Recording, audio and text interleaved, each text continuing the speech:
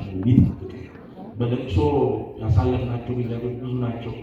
አሁንም ያው በደንዳና ሆነን ስለለመድነው ምንም ዜናውንም ስንሰማው ያው ነገስ እንደዛ አይሆን ብለን ነው የምንጠብቀው። ነገም እንደዛው ነው የምንጠብቀው። 13 እንላለን። 13 ሰው ሞተ ቀላል ሆኖ 30 ሰው ሞተ ቀላል ሆኖ 20 ምናምን እያልን ቁጥር ብቻ መስማት ሆነ ጧት። ከዛ ተለማመን ማለት ለምን የሞትን ዜና ለምን አይደለም ለካ ሩብ እንጀራ በላይ ማይጎርስ ጉልበት የሌለው ጉልበቱ የደቀቀ በጸሎት የሚጠጋ ቁጭ ብሎ ስለ ሀገር የሚጸልይ አዛውንት በተቀመጠበት ስፍራ መገደል ምንድን ነው የሚያስደስት? ምንድን ነው ያለው? ወገኖች አሁንም ብዙ እናቶች አባቶች እያዘኑ ነው። መጽናናት መድኃኒዓለም ሁላችን ይናገራል። እናዝን ደግሞ አንቀርም። ይኸው እየሰማን ከትላንትና ወዲያ የነበረብን በሽታ ዛሬም እየመጣ አይደል? አሩስ ላይ የተገደሉ አይደል? የእነሱ ደም ዛሬም እየጮኸ አይደል? በሰው ደም የሚከብር ያለ ይመስል ሁሌም ለቅሶ ሁሌም መባ 100 ዓመት በላይ ያስቆጠረ ቤተክርስቲያን አይደል የተቃጠለው? አሁን ትላንት ስለ ትላንት ነው ትላንት ነው። እዚህ በላይ መጽናናት የሚፈልግ ነገር አለ? አገር ያወቀው ፀሐይ የሞቀው ነው። የአደባባይ ምስጢር ነው። ምንም አዲስ ነገር የለውም ወገኖች። መከራ ደርሶባቸዋል፣ እየደረሰባቸው ረሃብ አለ፣ ስደት አለ። ይህንን ሁላ ተቋቁሟል። ግን ከክርስቶስ ፍቅር ፍርሃት አይለየንም ብለው ጸንተዋል። ቅዱሳን አባቶቻችን እንዳንፈራ እንዳንደነግጥ፣ ችግር ቢመጣ በእርግገን እንዳንሄድ፣ የክርስቶስን ስም እንዳንቀይር እንዳንለውጠው፣ ሃይማኖታችንን አጽንተን እንድንኖር ነው ተጋድለው በእውነት ቦታቸውን አስከብረው ለእኛ አሳልፈው ይሰጡ። እንዲህ የሚል ቃል የመጽሐፍ ቅዱስ ቃል አለ። በትንቢተ ኢሳይያስ ምዕራፍ 66 ቁጥር 13 ላይ እናት ልጇን እንደምታጽናና ይላል። እስቲ በሉ እናት በሉ ልጇን እንደምታጽናና እኔም በኢየሩሳሌም ውስጥ አጽናናችኋለሁ። በምን ውስጥ አጽናናችኋለሁ? እናት ልጇን ምን እንደምትል እግዚአብሔር አምላክ ወገኖቼ አባትም እናትም እንደሌላችሁ የአምላካችሁ እግዚአብሔር አልተዋችሁም እንዳለ ማቴዎስ 14 ላይ እናት ልጇን እንደምታጽናና እኔ አምላካችሁ እግዚአብሔርም አጽናናችኋለሁ እንዳለ ቅዱሳን አባቶቻችንን አጽንተው በባህታቸው እንዲኖሩ ጽናትን የሰጠ እግዚአብሔር ዛሬ በደረሰብን መከራና በደረሰብን ችግር እግዚአብሔር ሁላችንንም ያጽናናል። በኢየሩሳሌም ውስጥ ተብሏል ወገኖቼ። መጽናናት ያለው እዚህ ቤተክርስቲያን ነው። ኢየሩሳሌም ብሎ የተቀሳት ቅዱስ ቤተክርስቲያን ነው። የሰማችሁ ይዋል። ሰው ቢቸግረው ቢያጣ እንቆቅልሽ ይዞ ቢመጣ ብዙ ያልተፈታ ሚስጥር ይዞ ቢመጣ እዚህ ቅዱስ ቤተክርስቲያን ውስጥ ነው የሚፈታለት። መጽናናት የምትፈልጉ ሰዎች እግሮቻችሁን ወደ ቤተክርስቲያን አምጡ፣ ልባችሁን ወደ ቤተክርስቲያን አምጡ ወገኖች። እግዚአብሔርን ያጽናናችኋለሁ፣ ፍርሃት አይግባችሁ፣ አትጨነቁ እያለ ነው። ዛሬ የምንሰማው ነገር ግን ያስፈራል። ዛሬ የምንሰማው ነገር ግን ያስጨንቃል። ቅዱስ ቤተክርስቲያን ሁላችንንም እንድታጽናና ለሷ ቅዱስ ቃል ይሆንልን። ቤተክርስቲያን ሁላችንንም ታጽናናን። አሜን በሉ። መጽናናትን የፈለገ መጥቶ የእግዚአብሔርን ድምፅ ይስማ። ቤተክርስቲያን ያለው እግዚአብሔር ድምፅ ቅዳሴውን ያድምጥ፣ ያጽናናል ወገኖቼ። የሚያጽናናው ድምፅ ያለው ቤተክርስቲያን ነው። ቅድስት ኢየሩሳሌም ውስጥ የመጀመሪያ ስሟ ሳሌም ተብላ ኢየሩሳሌም የተባለችው የሰላም ከተማ በዚህ ስፍራ ጠቅሷል። ኢየሩሳሌም ቅድስት ቤተክርስቲያን አምሳለ ኢየሩሳሌም እንላለን እኛ። ቅድስት ቤተክርስቲያንን እንጠቅሳለን። በዚህ ቤተክርስቲያን መጽናናት አለ፣ ሰላም አለ ወገኖች። ፍርሃት ቢገጥም እና ሐዋርያቱ በተዘጋ ቤት መንፈስ ቅዱስ እንደተገለጠላቸው ፍርሃት ቢገጥመን መጥተን በዚህ ቅዱስ ስፍራ ላይ ፍርሃታችንን እንዲያስወግድልን ልንማጸንልን ይገባል። ቅዱሳን አባቶቻችን እግዚአብሔርን ይዘው ፍርሃትን ትተው እነሆ አምላካቸውን በአደባባይ አስመስክረው እነሱ ሰማዕትነትን ክብርን ተቀበሉ። ክብርና ምስጋና ለቅዱሳኑ ይሆንልን። ስለዚህ አሁን የምንሰማው የምናየው ነገር ሁላ መጽናናትን ይፈልጋል ወገኖች። እውነት ነው ውሸት ነው? ምን ይኸው እየሰማን ከትላንትና ወዲያ የነበረብን በሽታ ዛሬም እየመጣ አይደል? አሩስ ላይ የተገደሉ አይደለም። የእነሱ ደም ዛሬ የሚሄድ አይደለም። በሰው ደም የሚከብር ያለ ይመስል ሁሌም ለቅሶ ሁሌም መባ 100 ዓመት በላይ ያስቆጠረ ቤተክርስቲያን አይደለም የተቃጠለው። አሁን ትላንት ስለ ትላንት ነው ትላንት ነው። ከዚህ በላይ መጽናናት የሚፈልግ ነገር አለ? ቅዱሳን አባቶቻችን እነሱ ሲቃጠሉ በሰንሰለት ሲገረፉ ሲታሰሩ ነው ፍርሃታቸውን እግዚአብሔር አምላክ ያስወግድላቸው ነበር። ቂርቆስና ኢዮርብዓም ተመልከቱ። እሳቱ እንደዛ እየነደደ የፈላ ውሃ እየተንቦገቦገ አናንያ አዛርያ ሚሳኤል ግን አትፍሪ እናቴ እያለ ያጽናናት ነበር። ፍርሃትን የሚያስወግድ ጌታ ከእርሱ ጋር እንዳለ ሕፃነ ቂርቆስ ስላመነ ስላወቀ ፍርሃትን ጥሎ ወደ እሳት ቢጥሉንም በእውነት የምናመልከው አምላክ ያድነናል። አሁንም የምናመልከው አምላክ ያድነናል ብለው እኛን ያሳደጉን ቅዱሳን አባቶቻችንን ዛሬ በእነዚህ አይነት ክብረ በዓል ማክበራችን ወገኖች ጽናታቸውን ነው የምንመሰክረው፣ ጽናታቸውን ነው የምናየው። ቅዱሳኑ በረከት በሁላችን ላይ ይደረግልን። ያለውን መከራ መድኃኔዓለም ያርቅልን። አሁንም መጽናናትን መድኃኔዓለም ያድለን። ላዘኑት መጽናናትን እንዲሆናቸው እርሱ ቅዱስ ፈቃዱ ይሁን።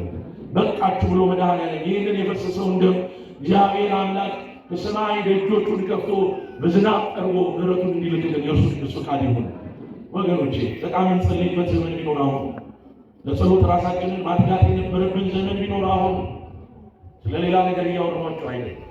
ሌላም እንደው ሌላ ሀሳብ ሌላ አጀንዳ ኖሮን አይደለም። ቤተክርስቲያን ግን ሰው ሆነን ሰው ሲሞት እናዝናል። ጎረቤት ሲሞት እናዝናል። ወዳጆቻችን ሲሞቱ እናዝናል። ታዲያ ምን አደረጉ እነዚህ ክርስቲያኖች? ምን አደረጉ? የ70 ዓመት አዛውንት ድንጋይ ወርውሮ ሰው የማይመታ አዛውንት፣ የ80 ዓመት አዛውንት ከሩብ እንጀራ በላይ የማይጎርስ ጉልበት የሌለው ጉልበቱ የደቀቀ በጸሎት የሚጠጋ ቁጭ ብሎ ስለ ሀገር የሚጸልይ አዛውንት በተቀመጠበት ስፍራ መገደል ምንድን ነው የሚያስበው? ምንድን ነው የሚያከብረው? ወገኖች አሁንም ብዙ እናቶች አባቶች እያዘኑ ነው። መጽናናት መድኃኔዓለም ለሁላችን ይናገራል። እናዝንን ደግሞ አንቀርም። ይህ ፀሐይ ያው በጨለማ ይተካል፣ ጨለማው በብርሃን ይተካል። እግዚአብሔር ቀን አለው፣ ቀን ያወጣል። ወገኖች ክርስቲያን ደግሞ ተግባሩ መደባደብ መጣላት አይደለም፣ መጸለይ። ወደ ፈተና እንዳትገቡ ተግታችሁ ምን በሉ ጸልዩ። ፈተናውን እንዲያርቅልን መጸለይ፣ ከፈተናው እንድንገላገል መጸለይ።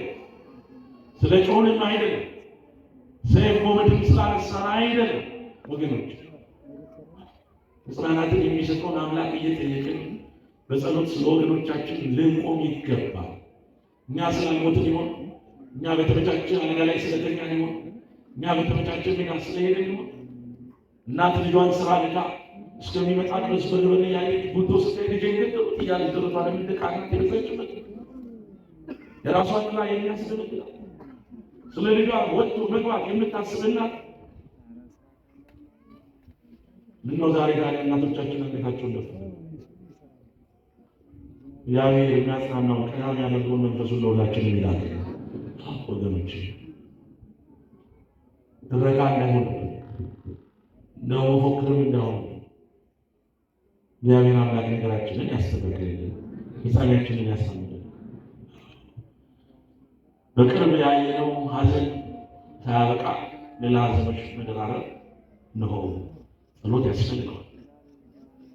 ግንቡ ሲናድ ፎቁ ሲናድ በፎቁ ስር አንድ እጅ ከሌላ ቦታ፣ አንድ እግር ከሌላ ቦታ፣ አንገት ከሌላ ቦታ አስክሬን ገጣጥመን ለመቅበር እንኳን የምንቸገርበት አይነት አደጋዎችን አይተናል፣ አስተናግደናል። ደቡብ ላይ አስክሬን ጠፍቶ የእናቷን ሻይ ስላገኘች በለቅሶ እንዲሁም በሳቅና በደስታ ትመለጥስ ነበር። አስክሬን ስላገኘች የእናቷን ሻይ ስላገኘች።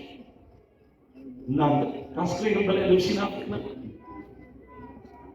ጫማ ይናፍቅ ነበር እንዴ? ምልክት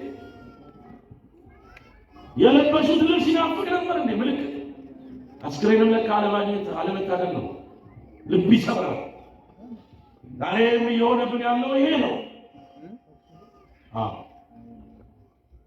የመገደል ሚስጥሩ መብዛት አይደለም። የመገደል ሚስጥሩ መጸለይ ነው። መጸለይ እግዚአብሔር ፍጻሜያችንን ያሳምረን።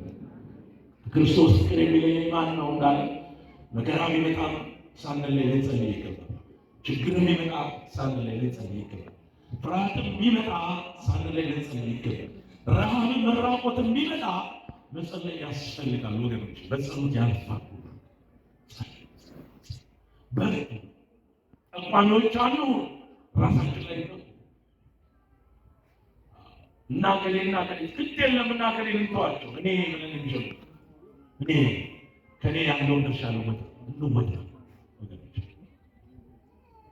ክርስቶስ ፍቅር የሚለየን ከዚህ ቤተ መቅደስ የሚያወጣን ብዙ መከራ ከፊታችን ይመጣል። እሱን ማለት የምንችለው ደግሞ ክርስቶስን ስንይዝ ቅዱሳኑን አማልዱን ስንል ነው ወገኖች። በተሰጣቸው ቃል ኪዳን እንዲያማልዱ የአምላካቸው ቅዱስ ቃል እግዚአብሔር አምላክ ሀገራችንን ሰላም ያደርግልን፣ የወጡትን ይመልስልን፣ ያለነውን መድኃኔዓለም ይጠብቀን። አሜን በሉ። ይጠብቀን መድኃኔዓለም።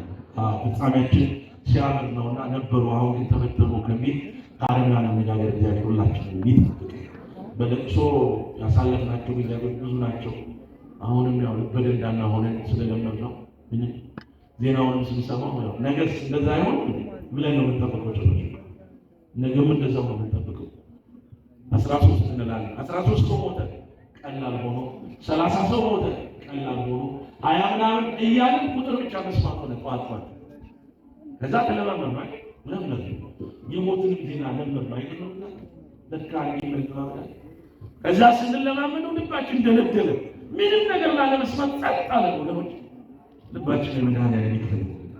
በፍቅሩ የጠራን አምላካችን በፍቅሩ የሰበሰበን ፍጻሜያችንን ያሳምርልን። እስቲ በደንብ አድርጋችሁ እግዚአብሔርን አመስግኑ። በደምና መስሉ ይደላችሁ በደንብ በሐዘናችን ማን ይመስገን፣ በደስታችን ማን ይመስገን። ስሙ የተመሰገነ ይሁን። በመጽሐፈ ኢዮብ ምዕራፍ 2 ቁጥር 10 ላይ ኢዮብ ለባለቤቱ በደረሰባቸው መከራ ሲላት ነበር። ሲደረግልን ብቻውን እናመሰግነው አላት። ሳይደረግልን ሳናመሰግነው እንደ ሰነፍ ሴቶች ተናገርሽ አላት። እግዚአብሔር ስድብና ሞት ብለው ቆሙና ጫውስ በዛ ነው ሰለቸ እግዚአብሔርን ረሳን እግዚአብሔርን ተወን ብለን የምንል ሰዎች እንኖራለን። ይገኛችሁ በሐዘናችን ስለማናስታውሰው ነው እንዳይረሳን ሊቆነጥጠን ሲፈልግ ነው እንዳይረሳን። አባት ልጁን ቆንጥጦ ልጅ አይደለህም ብሎ አያባረረው ልጁ እግዚአብሔርም ቆንጥጦ ሊመልሰን ሊያስተምረን ነው እንጂ ሊያባረረን ሊያጠፋን አይደለም። ስለዚህ እግዚአብሔር ረሳኝ እናንተ አይረሳችሁ።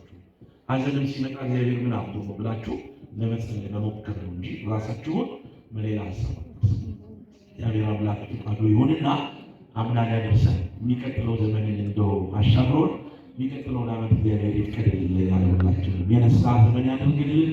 ፍጻሜያችን ያማረ ይሁንልን።